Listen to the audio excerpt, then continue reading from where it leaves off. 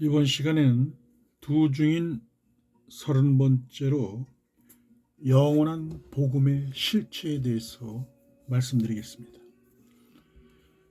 열방의 교회에서 전하는 유대교와 기독교의 교리는 율법 학자들과 신학자들이 신구약 성경에 기록된 창조론과 구원론과 종말론에 관한 말씀을 연구를 해서 가르치는 이론으로서 영원한 복음의 실체가 아닙니다. 지금까지 수많은 성경의 난제들이 인간의 지식으로는 해석되지 못함으로써 수천 년 동안 성경의 진리가 침묵하고 있는 것입니다. 이에 대한 근본 원인은 이방인의 충만한 수가 채워지는 마지막 대신년의 세대에 이르기까지 구속사의 모든 비밀이 담겨 있는 하나님 나라의 영원한 복음이 이 땅에 전파되지 못했기 때문입니다. 이러한 까닭으로 지금까지 마지막 대신년의 세대에 사는 열방의 교회와 성도들은 자신들의 정체성과 사명을 정확히 분별할 수가 없었던 것입니다.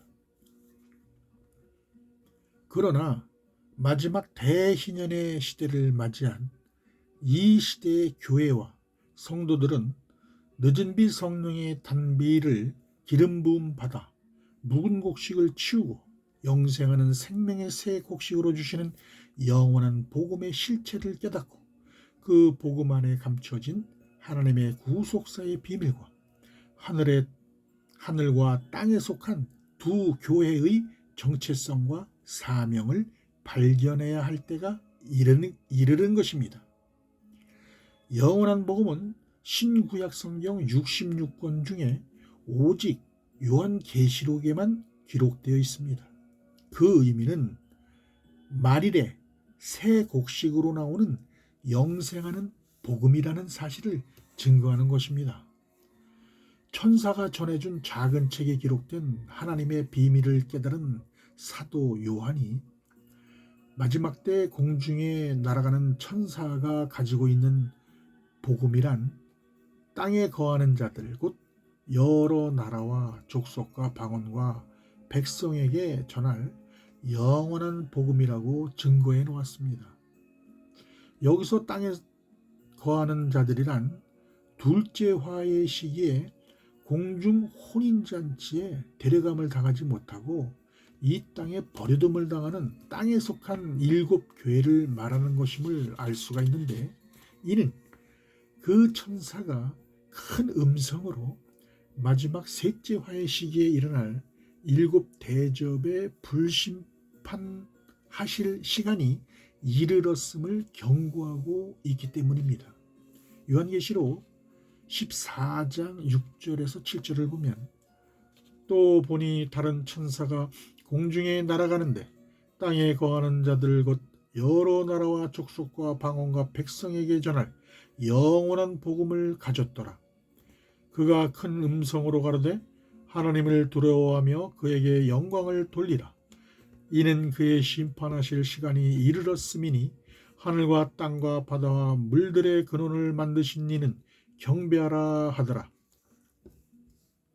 따라서 여러 나라와 족속과 방언과 백성에게 전할 영원한 복음이란 하나님께서 마지막 7 천사가 나팔을 부는 셋째 화의 시기에 하나님의 비밀이 그 종 선지자들에게 전하신 복음과 같이 이루리라고 약속하신 구원의 복음이라는 사실입니다. 요한계시록 10장 7절에 보면 7째 천사가 소리내는 날 그 나팔을 불게 될 때에 하나님의 비밀이 그 종 선지자들에게 전하신 복음과 같이 이루리라. 이것은 사도 요한이 천사의 손에 있는 작은 책을 갖다 먹고 그의 입에는 꿀같이 타나 먹은 후에 배에서는 쓰게 되었을 때 천사가 그에게 많은 백성과 나라와 방언과 임금에게 다시 예언하여야 하리라고 말한 것으로서 작은 책에 기록된 하나님의 비밀스러운 내용이 바로 종 선지자들에게 전하신 영원한 구원의 복음의 실체라는 사실입니다. 요한계시록 10장 10절에서 11절을 보면 내가 천사의 손에서 작은 책을 갖다 먹어버리니 내 입에는 꿀같이 달아 먹은 후에 내 배에서는 쓰게 되더라. 저가 내게 말하기를 내가 많은 백성과 나라와 방언과 임금에게 다시 예언하여야 하리라 하더라. 따라서 작은 책에 기록된 영원한 구원의 복음의 실체란 하나님이 선지자 모세에게 전하신 오래 두었던 묵은 곡식을 먹다가 새 곡식을 인하여 묵은 곡식을 치우게 될 것이라고 예언하신 말에 나오는 영생하는 생명의 새 곡식을 말하는 것입니다. 말일에 나오는, 또한 이것은 천사가 선지자 다니엘에게 마지막 때까지 이 글을 간수하고 봉함하라고 전해준 책에 기록된 하나님의 비밀이라는 사실을 알 수 있습니다. 따라서 작은 책의 내용은 마지막 일곱째 천사가 나팔을 불 때 셋째 화로 인해서 일곱 대접의 불재앙의 심판이 임할 때 이 땅에 버려둠을 당하는 땅에 속한 일곱 교회 가운데 율법의 공동체로 연합을 이루는 하나님의 종들과 선지자들과 성도들을 구원하기 위하여 모든 민족에게 다시 예언하는 영원한 복음인 것입니다. 그리고 영원한 복음을 받고 예수를 증거하는 율법의 공동체들이 후 3년반 동안 일할 권세를 받은 적 그리스도로부터 짐승의 우상에게 경배하게 하고 짐승의 표를 받게 하는 핍박과 환난을 당할 때 뱀의 낯을 피하여 광야에 예배해놓은 환난의 피난처로 들어가서 그곳에서 적 그리스도와 거짓 선지자들의 두 짐승의 세력들과 심한 영적 전쟁을 치르게 되는데 이때 많은 순교의 피를 흘리게 됩니다. 요한계시록 16장 6절입니다. 저희가 성도들과 선지자들의 피를 흘렸으므로 저희로 피를 마시게 하신 것이 합당하니이다 하더라.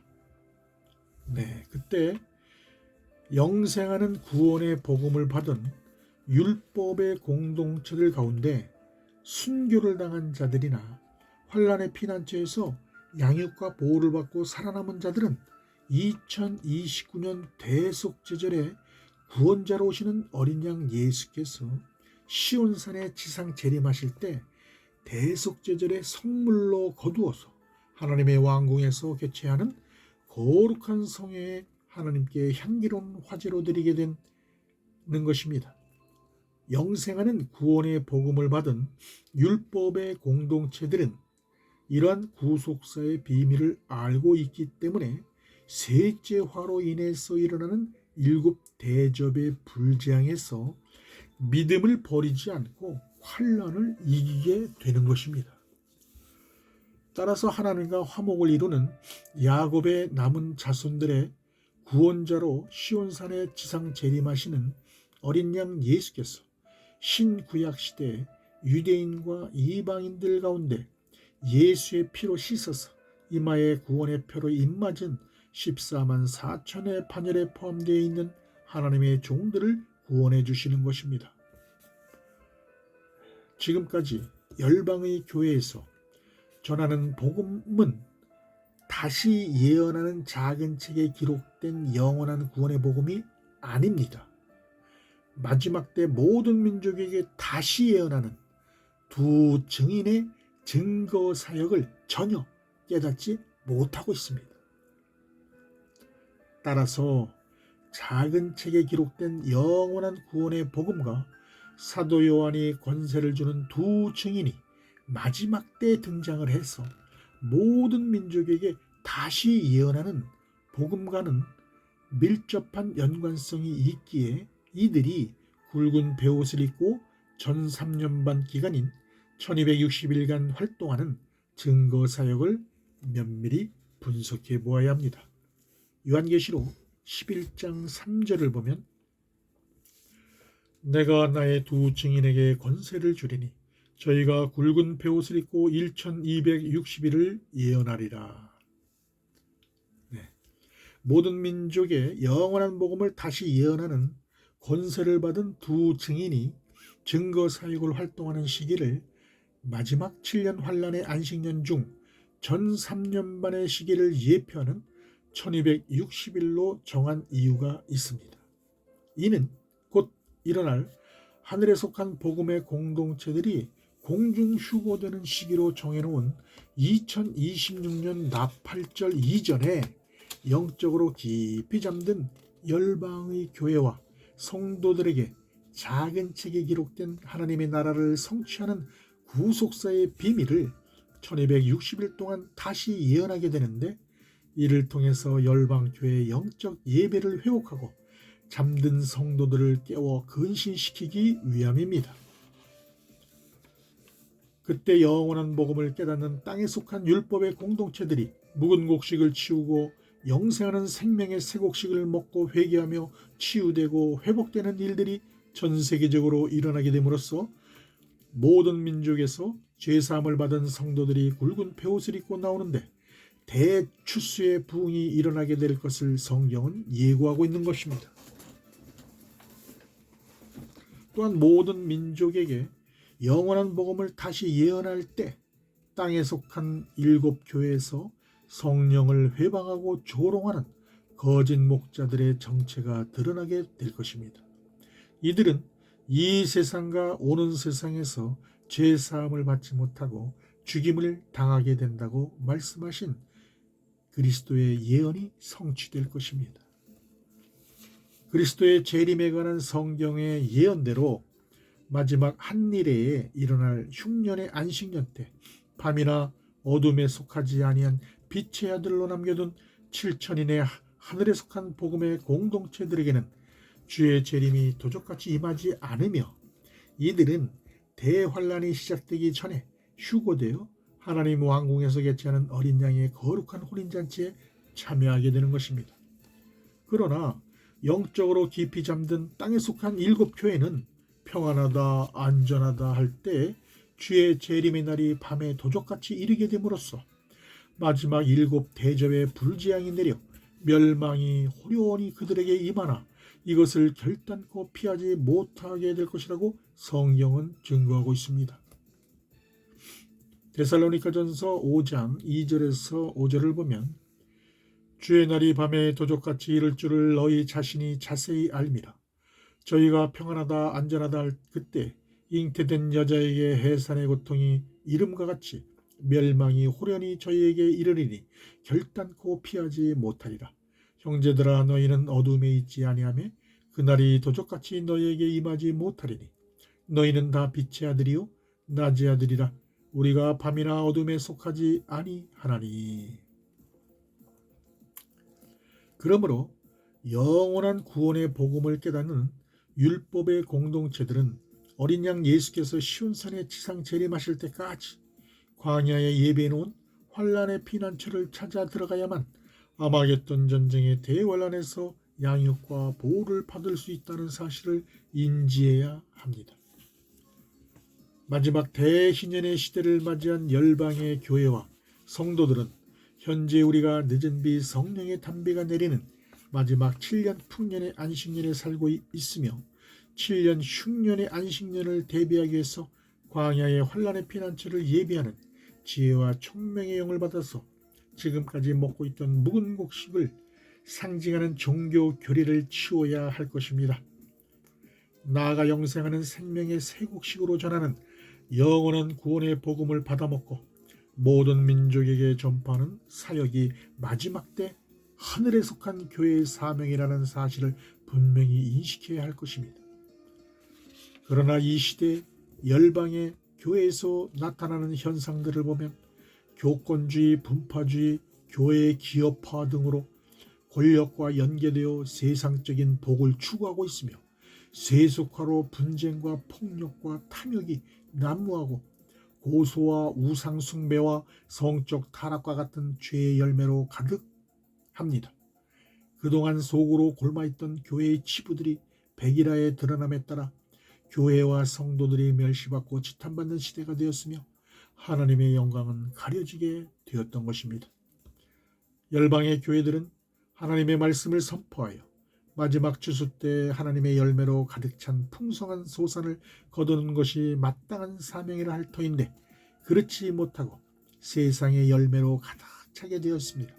이러한 근본 원인은 바로 천사가 사도 요한에게 전해준 작은 책에 기록된 하나님의 나라를 성취하는 영원한 구원의 복음의 실체를 발견하지 못했기 때문입니다. 그 결과로 성경의 진리가 오랜 세월 동안 침묵하게 되었으며 지금까지 수많은 성경의 난제들을 해석하지 못함으로써 성경의 무호성을 입증할 수 없었고 따라서 성경의 권위가 추락하게 되었던 것입니다.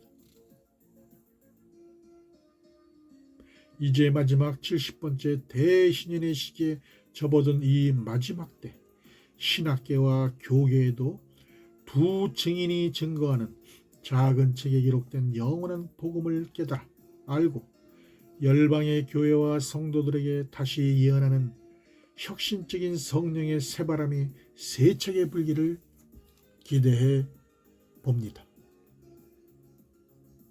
지금까지 경청해 주셔서 감사합니다. 지금 드리는 이 말씀이 구원으로 이끌게 될 것을 믿고 바라고 소망합니다.